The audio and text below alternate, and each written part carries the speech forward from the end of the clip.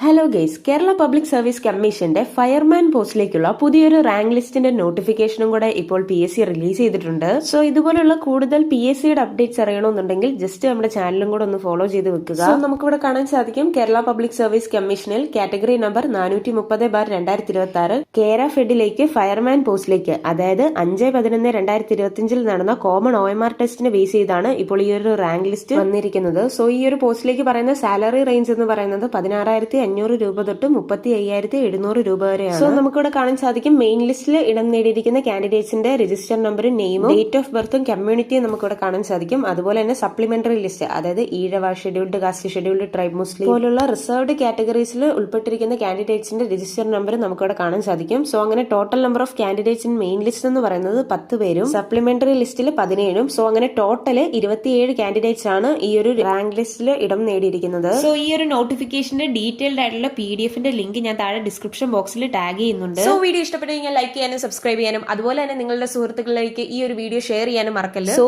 Thanks for watching this video.